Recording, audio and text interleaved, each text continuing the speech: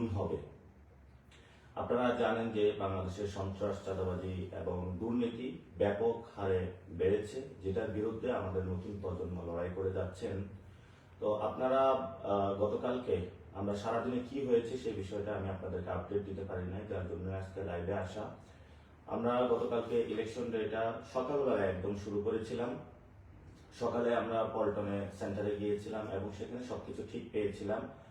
তারপর আস্তে আস্তে বিভিন্ন যে কেন্দ্রগুলো আছে সেখানে আমরা যাওয়া শুরু করি। আমাদের যে জায়গা থেকে সমস্যাগুলো শুরু হয়েছে সেটা হলো মির্জা আব্বাস মহিলা কলেজ। সেখানে আমরা গেলাম, যাওয়ার পরে দেখলাম অনেকগুলো মিডিয়া এবং মিডিয়াগুলোকে একসাথে করে রাখা হয়েছে যে মির্জা আব্বাস সাহেব এখানে আসবেন। এবং পরবর্তীতে আমি সেটা অ্যাভয়েড করে ভিতরে গেলাম। প্রথমে নারীদের সাথে কথা হলো, নারীরা ব্যাপক হারে সেখানে ভোট দানের জন্য উপস্থিত হয়েছিলেন এবং তারা যেটা জানালেন যে তাদের সিরিয়ালটা স্লো করে রাখা হয়েছে, যার জন্য ভিতরে ভোট দিতে তারা দেরি হচ্ছে। পরবর্তীতে আমরা সেখানে আমাদের যারা এজেন্ট জিজ্ঞেস করলাম আপনার কি অবস্থা, কেমন আছেন, কোনো সমস্যা আছে কিনা। উনি জানালেন যে ওনাকে 1 ঘন্টা লেট করে ঢুকতে দেওয়া হয়েছিল এবং সেই 1 ঘন্টাটা ছিল যে মির্জা আব্বাসের গুন্ডা বাহিনী তাকে 1 ঘন্টা লেট করে ঢুকতে দিয়েছিল। এটা কোনো প্রশাসনিক ব্যক্তি বা যারা ছিল তারা কিন্তু বাধাগ্রস্ত সৃষ্টি করেনি। এর পরবর্তীতে আপনারা একটা ইত্তেফাকের যে নিউজ লাইভে আপনারা দেখেছিলেন যে আমাকে অবরুদ্ধ করে রাখা হয়েছিল। প্রথমে আমি রেলওয়ে কলোনি যে স্কুলটা আছে স্কুলে ঢুকলাম। ঢোকার পরে যে আমার সাথে 2 জন তারা অ্যালাউ করেছিল প্রশাসনের জায়গা থেকে যে আপনি 2 জনকে নিয়ে ঢুকতে পারবেন কেন্দ্র পরিদর্শনে। আমি যখন ভিতরে গেলাম প্রথমেই এক ব্যক্তিকে দেখলাম, তার হাতে হলো সিল দেওয়া অর্থাৎ সাইনটা লাগানো। তাকে জিজ্ঞেস করলাম আপনি ভোট দিয়েছেন কিনা। উনি বললেন হ্যাঁ ভোট দিয়েছি। তো আমি বললাম আপনার এখানে কাজ কি। উনি বললাম যে আমি এখানে পরিদর্শন করতেছি।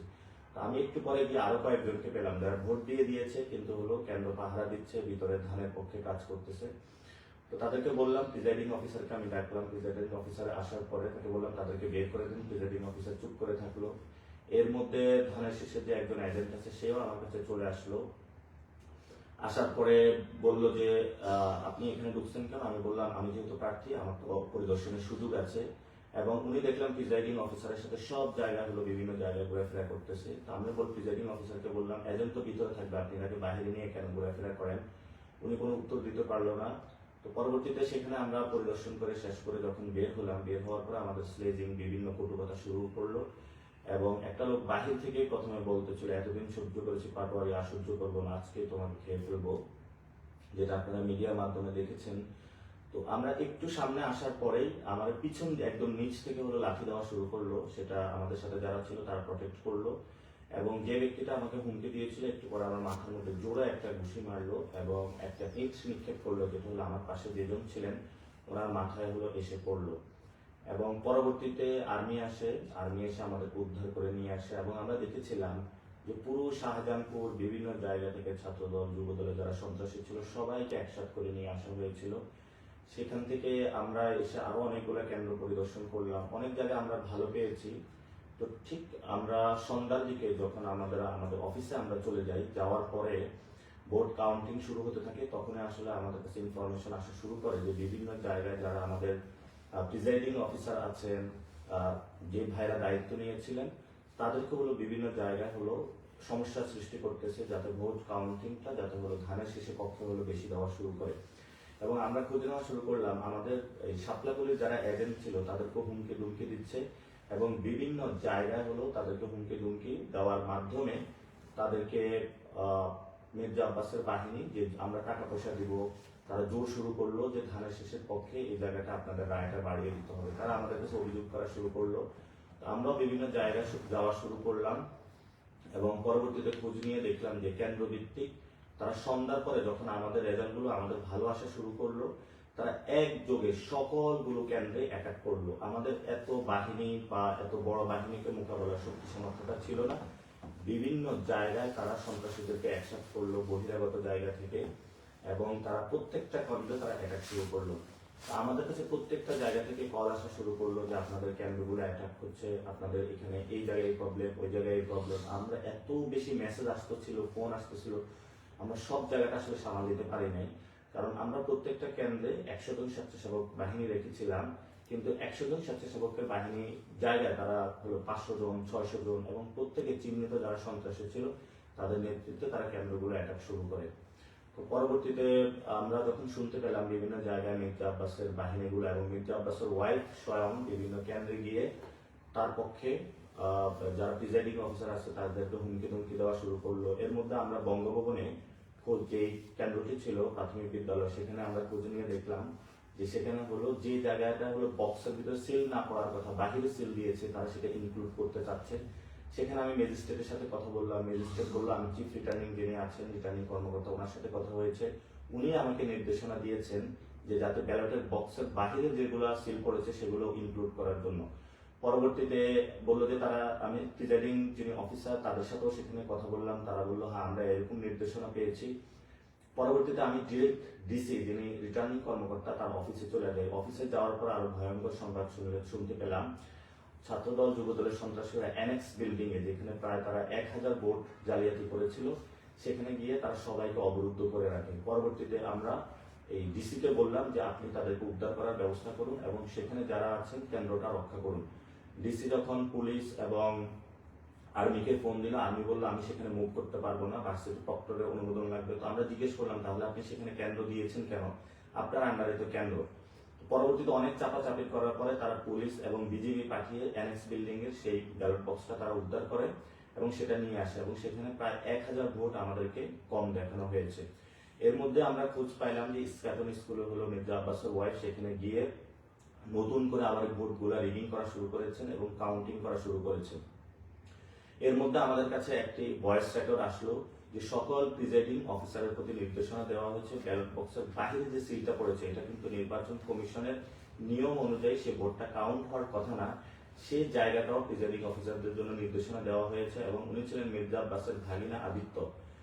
এটাও শুধু নয়, বিভিন্ন জায়গায় আরো অনেক জায়গায়, যেমন হলো আবুজর গিফারি কলেজ এবং শহীদ ফারুক যে স্কুল আছে সেখানে জাহাঙ্গীরের বাহিনী ও ইঞ্জিনিয়ার সুজনের যারা ছেলেপেলেরা সেখানেও তারা অ্যাটাক শুরু করলো। অন্যদিকে শান্তিবাগ প্রাইমারি স্কুলে মনার বাহিনী এবং আজিজ হাফিজের নেতৃত্বে হলো অ্যাটাক শুরু করলো। শান্তিবাগ উচ্চ বিদ্যালয়ের ফজলে রুবায়ের পাপ্পু, এক্স কমিশনার আদি মগার ছেলে মিজানেরা সেখানে অ্যাটাক শুরু করলো। এবং মিলেনিয়াম যে স্কুল রয়েছে সেখানে হলো মিলেনিয়াম ইউনিভার্সিটি যে রয়েছে সেখানে মির্জা আব্বাস ও তার ছেলে গিয়ে হলো ভোট চেকিং করা শুরু করলো। অর্থাৎ প্রথমেই যখন ভোটের ফলাফলটা আসা শুরু করলো তাদের মাথা নষ্ট হয়ে গিয়েছিল। পরবর্তীতে সবগুলো কেন্দ্রে তারা অ্যাটাক শুরু করে এবং কোথাও মির্জা আব্বাসের ওয়াইফ গিয়েছে, কোথাও মির্জা আব্বাস গিয়েছে, কোথাও তার ছেলে গিয়েছে, কোথাও তার বাগিনা গিয়েছে, কোথাও যারা কমিশনার ছিল তারা গিয়েছে, কোথাও তারা যারা মাস্তান ছিল তারা গিয়েছে। এর পরবর্তীতে আমরা খোঁজ পেলাম যে আমাদের সিদ্ধেশ্বরী দুইজনকে হলো বোনকে আটক করে রাখা হয়েছে যারা এজেন্ট ছিল। পরবর্তীতে আমি হলো সেখানে যে ম্যাজিস্ট্রেট ছিলেন তার সাথে যোগাযোগ করলাম। ম্যাজিস্ট্রেট আমাকে জানালেন যে স্কাটনের অবস্থা খারাপ, আমি এটা শেষ করে তারপর হলো সিদ্ধেশ্বরীতে যাব। তো আমি বললাম যে আপনারা যদি এইভাবে করেন তাহলে তো আমাদেরকেও মাঠে নামতে হবে। তো কমিশনার যিনি ওইখানে আটক করে রাখা হয়েছে যাকে, উনি বললেন আমাকে 10টা মিনিট আপনারা সময় দেন, আমি এটা শেষ করে ওইখানে গিয়ে আমি কথা বলতেছি। তো আমরা ঠিক আছে, আমরা বললাম যে আমরা 10 মিনিট অপেক্ষা করতেছি, আমাদের বোনকে আমাদের দ্রুত উদ্ধার করতে হবে। তিনি সেখানে শেষ করে তারপরে সেখানে গিয়ে আমাদের বোনদেরকে উদ্ধার করেন। অর্থাৎ আমি যখন এই কথাগুলো বলছি, আমি গতকালকে ঠিক এই মোমেন্ট গুলা নিয়ে তখন হলো আমি ডিসি অফিসে বসে আছি, ডিসি কাউকে বলতেছেন, নির্দেশনা দিচ্ছেন, কিন্তু তারাও কোনো কিছু মানতেছে না। পুলিশ পুরা প্রশাসন হলো একদিকে হেলে গিয়েছিল। আমরা যেই কমপ্লেন গুলো করছিলাম আমাদের কোনো কমপ্লেনের উত্তর দিচ্ছিল না। তো ইতিমধ্যে পুরা আমাদের যিনি আহ্বায়ক নাহিদ ইসলাম বলেছিলেন ঢাকা 8-এ আসার জন্য, কারণ যেই জনশক্তি আমাদের ছিল বিভিন্ন কেন্দ্রে দিয়েছিলাম সেটা হলো এক জায়গা থেকে আরেক জায়গায় দৌড়াদৌড়ি করতে গিয়ে আমাদের সবার খুব বাজে অবস্থা হচ্ছিল। এর মধ্যে আমরা ফেসবুকে দেখলাম বিভিন্ন কেন্দ্রে রিগিং হওয়া শুরু করেছে। এর আগের দিন যখন পরিবার সংস্কৃতি বিকাশ কেন্দ্র হলো জাল ভোট করার জন্য একদল সন্ত্রাসী একত্রিত হয়েছিল, তখন আমরা 10-15 জনকে পাঠিয়েছিলাম। আমাদের প্রত্যেকটা ব্যক্তিকে হলো রাস্তায় ফেলে পিটানো হয়েছে, ঘুষি দেওয়া হয়েছে, কিল দেওয়া হয়েছে, প্রত্যেকটা ব্যক্তি আহত করা হয়েছে। তো আমরা তারপরে ওই দিন হলো কেন্দ্রটা রক্ষা করি। তো আমাদের ঢাকা 8-এ যেই এক্সপিরিয়েন্সটা অর্জন হয়েছে সেটা হলো প্রত্যেকটা কেন্দ্র ভিত্তিক তারা হলো সন্ত্রাসীদেরকে জড়ো করেছে এবং যিনি প্রার্থী ছিলেন, প্রার্থীর যিনি ওয়াইফ ছিলেন, ভাগিনা ছিলেন, ছেলে ছিলেন, তার যে সন্ত্রাসী লালিত পালিত যে সন্ত্রাসী বাহিনী ছিলেন, প্রত্যেকে বিভিন্ন জায়গায় গিয়ে হলো কেন্দ্রগুলো দখল করেছেন এবং সেগুলো তাদের ম্যানিপুলেট করে তাদের ফেভারে নিয়ে যাওয়ার চেষ্টা করেছেন। আমি যখন রিটার্নিং কর্মকর্তার অফিস থেকে বসেছিলাম, একটু পরে হলো মির্জা আব্বাসের ওয়াইফ হলো সেখানে আবার এসেছেন অনেক মানুষ নিয়ে। আমার কাছে সবাই কল করতেছিল ঢাকা শহরে আপনারা যারা ভোট দিয়েছেন যে আমরা কি আসবো কিনা। আমি সবাইকে বলেছি না আসার জন্য, বিকজ দ্যাট ওইখানে বড় ধরনের একটা রক্তারক্তি পরিস্থিতি সৃষ্টি হতো, এবং সেটা আমি চাই না যে একটি শান্তি সুষ্ঠু যে নির্বাচন বাংলাদেশে হতে যাচ্ছিল, যেটা আমরা প্রস্তুতি নিয়ে রেখেছি, যাতে আমরা যে কোনো মূল্যে একটি সুস্থ এবং সুন্দর নির্বাচন যাতে বাংলাদেশের মানুষকে উপহার দিতে পারি, সেটা আমরা কিন্তু নষ্ট করতে চাইনি। এবং ভোট গণনা বিভিন্ন জায়গায় যেটা হচ্ছিল সেটাও আমরা নষ্ট করতে চাইনি। পরে নাহিদ ইসলাম যখন আমাদের এই কেন্দ্রে এসেছিলেন, নাহিদ ইসলামের কেন্দ্রে অর্থাৎ আসনে, সেখানেও আবার এই সন্ত্রাসীরা অ্যাটাক শুরু করে, সেখানে উনি চলে গিয়েছিলেন। অর্থাৎ প্রত্যেকটা জায়গায় এক জায়গায় তারা হামলা শুরু করে। ওইদিকে হলো আমিরের জামায়াতের যে কেন্দ্র আছে সেখানেও তারা এক জায়গায় হামলা শুরু করে। তো আজকের যে পরিস্থিতি আমরা দেখছি যে বিভিন্ন জায়গায় তারা সন্ত্রাসী অ্যাটাক শুরু করেছে, এটা নির্বাচনের আগের দিনও তারা করেছে, গতকালকেও করেছে, আজকেও করেছে। আমরা কিন্তু নতুন বাংলাদেশে এই ধরনের সন্ত্রাসী অ্যাক্টিভিটিস চাইনি, এবং ভবিষ্যতে যদি এই ধরনের সন্ত্রাসী কর্মকাণ্ড চালানো হয়, তাহলে হাসিনা আমলে যে পরিণত হয়েছিল, আমাদের ভবিষ্যতে সেই ধরনের প্রস্তুতি নিতে হবে।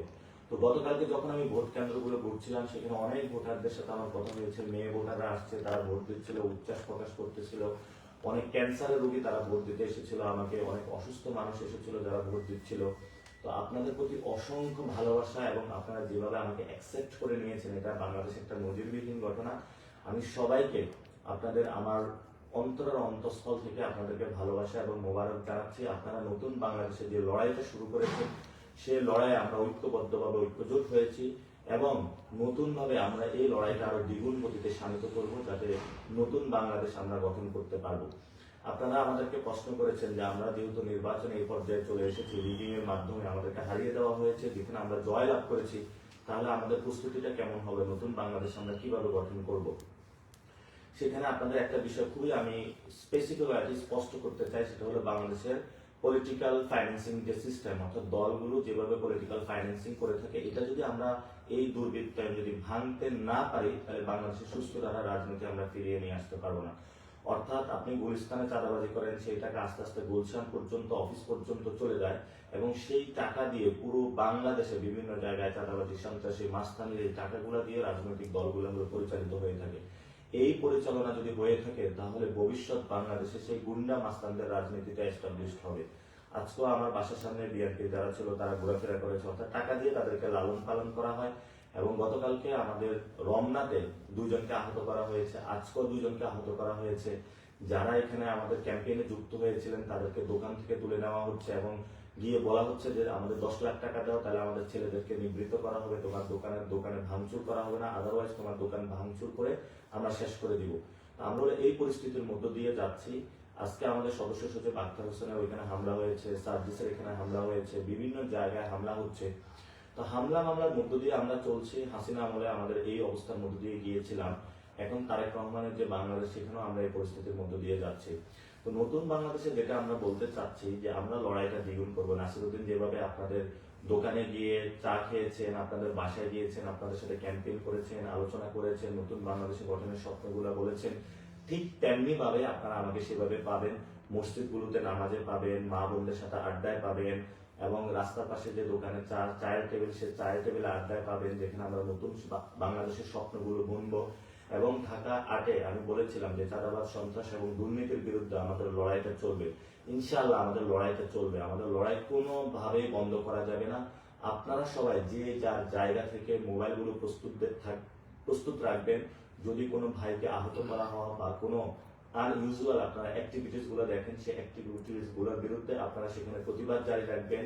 কিন্তু আমার যে একটা এক্সপিরিয়েন্স, ইনকিলাব মঞ্চ যখন আন্দোলন ডাক দিয়েছিল, সেখানে শেষ দিন আমি রাজু ভাস্কর্য সবাইকে নিয়ে বসেছিলাম, কারণ আমাদের যেই জনশক্তি ছিল সেটা দিয়ে যদি পুলিশের সাথে আমরা সেখানে মারামারিতে যেতাম, এটা কিন্তু আমাদের ঠিক হতো না। কারণ পুলিশ খুবই ব্রুটাল ওয়েতে আমাদের উপরে অ্যাটাক করেছিল, এবং সবাইকে আমি তখন যারা বিভিন্ন জায়গায় আটকে গিয়েছিল সবাইকে নিরাপদ করে বাড়িতে পাঠিয়ে দেওয়া হয়েছিল। আমি ইনকিলাব মঞ্চের জাবেরের সাথে কথা বলেছিলাম, জুমার সাথে কথা বলেছিলাম, তারা যে দিক নির্দেশনা দিয়েছিল সেটাই আমরা পালন করেছিলাম। তো গতকালকে যদি সবাই আমরা ফিল্ডে আসতাম, সেই ধরনের একটি রক্তক্ষয়ী সংঘর্ষ বাংলাদেশের অভ্যুদয় করতো, যেটা আমি কখনোই চাইনি। কারণ আমরা যারা তরুণরা রয়েছে, আমরা নতুন একটি বাংলাদেশ চাই, যে বাংলাদেশে আমরা কোনো সন্ত্রাসী, রক্তপাত, হানাহানি, রাহাজানি আমরা চাই না। এখানে আমরা সুন্দরভাবে বসবাস করতে চাই, প্রত্যেকের নিরাপত্তা দিতে চাই, প্রত্যেকের সাথে ভালোবাসার সহিত বসবাস করতে চাই। তো আমরা ঢাকা 8-এ যে বিষয়টি করব, সেটা হলো আমাদের যে 8 দফা ইস্তেহার দেওয়া হয়েছে, শহীদ ওসমান হাদি ভাইয়ের হত্যার বিচার, সেই বিচার নিয়ে আমরা মাঠে অ্যাক্টিভিটি চালাবো এবং আমরা ভোকাল থাকবো। আপনারা দেখেছিলেন যখন ইনকিলাব মঞ্চ মাঠে নেমেছিল তখন বলা হয়েছিল যে ইলেকশন বানচাল করার জন্য। এখন তো ইলেকশন হয়েছে, তাহলে এখন কেন শহীদ ওসমান হাদি ভাইয়ের হত্যাকাণ্ডের বিচার নিয়ে কথা বলছে না তারা? আমি তারেক রহমানের প্রতি অনুরোধ জানাবো, আপনি যেই প্রথম যে ভাষণটা দিবেন সেই ভাষণে অবশ্যই শহীদ ওসমান হাদি ভাইয়ের হত্যাকাণ্ডের বিচারের নিয়ে আপনার প্রতিশ্রুতি থাকতে হবে। সাথে সাথে বাংলাদেশের সন্ত্রাস, চাঁদাবাজি, দখলদারিত্ব, মাঝখানের যে রাজনীতি চলছে সেটার বিরুদ্ধে স্টেটমেন্ট থাকতে হবে। কারণ আপনি বলেছিলেন আপনি নতুন বাংলাদেশ গঠন করতে চান। আপনারা জানেন যে আমাদের ঢাকা মেডিকেল থেকে বিভিন্ন জায়গায় স্বাস্থ্য ব্যবস্থা ভেঙে পড়েছে, যার কারণে আমাদের ইন্ডিয়াতে যেতে হয়। তো সেই জায়গায় যদি আমরা নতুনভাবে বাংলাদেশের স্বাস্থ্য ব্যবস্থা গড়ে তুলতে পারি, তাহলে হয়তো বা বিদেশি যারা দেশগুলো রয়েছে সেখানে আমাদের শরণাপন্ন হতে হবে না। আপনারা জানেন অনেক আমাদের আহত ভাই হয়েছিল যাদেরকে আমরা বাংলাদেশে চিকিৎসা দিতে পারি না, বিদেশে পাঠাতে হয়েছিল। তো বাংলাদেশে যদি চিকিৎসা ব্যবস্থা উন্নত থাকতো অনেক ভাইকে আমরা রক্ষা করতে পারতাম। আমরা সেখানে শিক্ষার কথা বলেছি, যেখানে বিকারুন্নেসা, সিদ্ধেশ্বরী, বিভিন্ন স্কুল কলেজগুলোতে শিক্ষা বাণিজ্য হয়, সেই ভর্তি বাণিজ্য আমরা বন্ধ করার কথা বলেছি। আমাদের সেই লড়াইগুলো চলমান থাকে, যেখানে ভর্তি বাণিজ্য হবে সেখানে আমরা যাব, যেখানে সন্ত্রাস হবে সেখানে আমরা যাব, দখলদারিত্ব, চাঁদাবাজি হবে সেখানে আমরা যাব এবং আমাদের প্রতিবাদগুলো জারি রাখবো। আমরা প্রতিবাদ থেকে এক চুলো ইনশাআল্লাহ সরব না। কারণ এই নাসিরউদ্দিন পাটোয়ারি যতদিন জীবিত থাকবে ততদিন দ্বিগুণ শক্তিতে চাঁদাবাজি, সন্ত্রাস এবং দখলদারিত্বের বিরুদ্ধে তার লড়াইটা চালিয়ে যাবে। সবাই আপনারা পাশে থাকবেন। যদি সবাই পাশে থাকেন, আমরা সবাই একসাথে ঐক্যবদ্ধভাবে নতুন বাংলাদেশ গঠন করতে পারি, তাহলে ভারতীয় আধিপত্যবাদ থেকে আমরা মুক্তি পাবো এবং আমাদের যারা নারী সমাজ রয়েছে তাদের জন্য নতুন একটি বাংলাদেশ গঠন করতে পারবো, আলেম ওলামাদের জন্য একটি নতুন বাংলাদেশ গঠন করতে পারবো। আপনারা জানেন যে বাংলাদেশের অর্থনৈতিক কাঠামো ভেঙে পড়েছে, পণ্যের দাম বেড়ে গিয়েছে, সামনে রমজান আসছে। এই রমজানে তারেক রহমান এবং যারা সরকার গঠন করবে তাদেরকে অবশ্যই এটা প্রতিশ্রুতি দিতে হবে বাংলাদেশের সামনে যে এই রমজানে কোনো ধরনের সিন্ডিকেট তারা রাখবে না। যদি সেই আবার পুরাতন সিন্ডিকেট গুলো তারা ফিরিয়ে আনার চেষ্টা করে, তাহলে আমরা শক্ত হাতে এর প্রতিবাদ করবো ইনশাআল্লাহ। আমাকে অনেক ধরনের হুমকি ধামকি দেওয়া হচ্ছে এবং আমার বাসার পিছনে পাশে সব জায়গায় তারা লোক নিয়োজিত করে রেখেছে, বিভিন্ন যে আন্ডারগ্রাউন্ড সন্ত্রাসী তাদেরকে তারা অ্যাক্টিভ করেছে। এবং আপনারা আজকে দেখেছেন, আমি গতকালকে বলেছিলাম লাঙ্গল এবং ধান একাকার হয়ে গিয়েছে এবং লাঙ্গলের মধ্য দিয়ে আওয়ামী লীগ আসতেছে, আওয়ামী লীগের মধ্য দিয়ে ভারত বাংলাদেশে আবার তার সেই যে অ্যাগ্রেসিভ অ্যাটাক সেটা শুরু করবে। তো আজকে আপনারা দেখেছেন আওয়ামী লীগের একটি কেন্দ্র উদ্বোধন করা হয়েছে, অফিস উদ্বোধন করা হয়েছে, অর্থাৎ তাদের সাথে একটা চুক্তি হয়েছিল, প্রিয় আওয়ামী লীগ তোমরা আমাদেরকে ভোট দিবা এবং ভোটের মধ্য দিয়ে তোমাদের সকল যে অফিসগুলো রয়েছে আমরা খুলে দিব।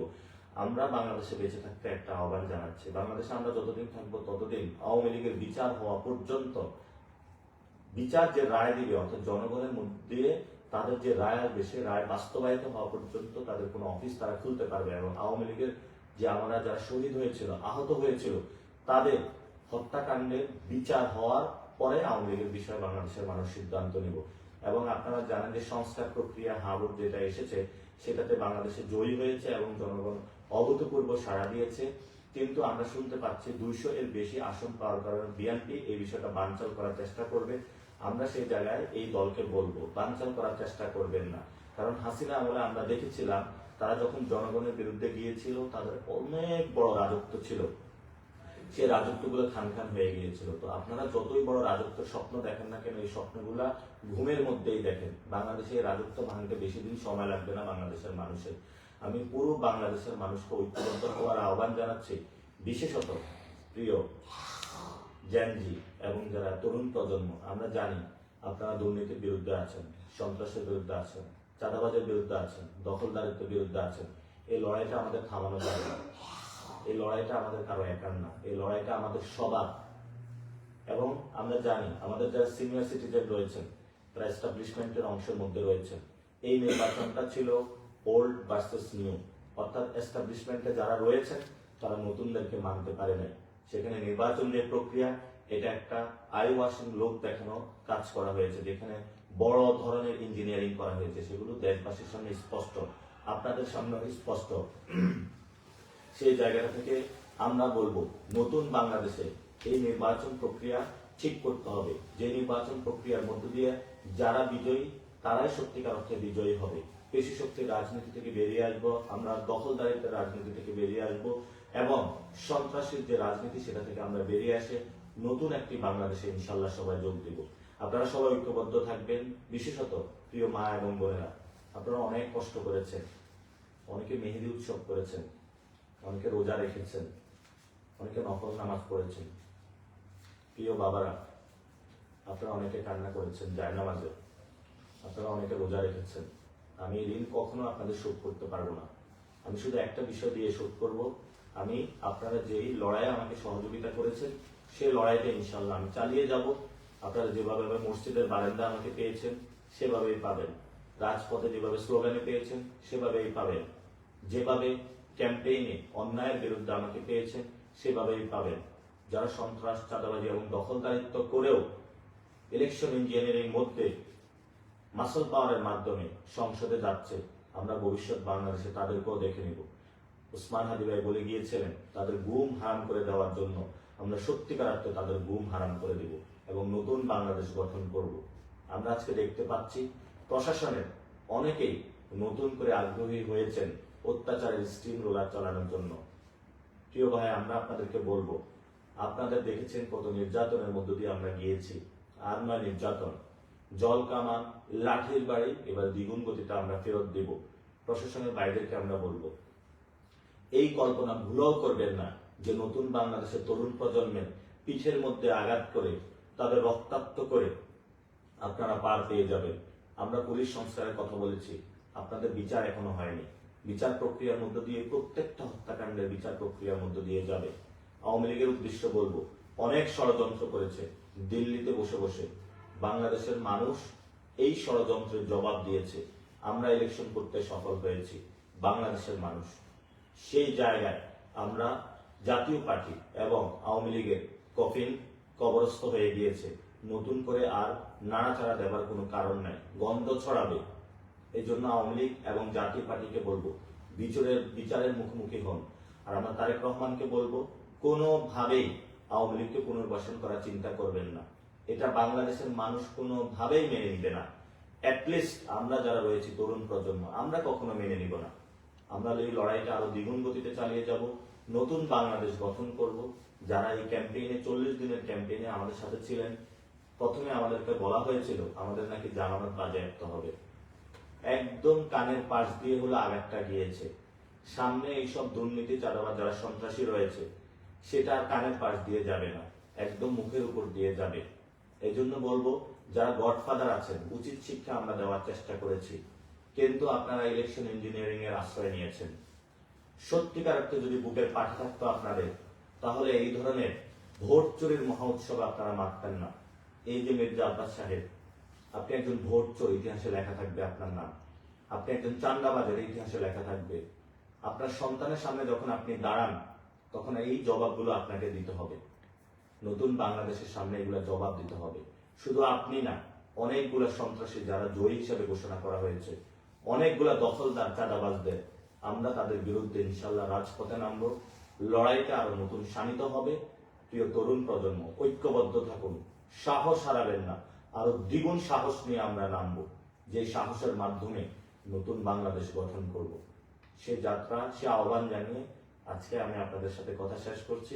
আমার যদি এই চলার পথে কোনো ভুল ত্রুটি এই কয়েকদিনের ক্যাম্পেইন হয়ে থাকে, আমাকে ক্ষমা করে দিবেন। অনেকের সাথে উঁচু কথা বলেছি।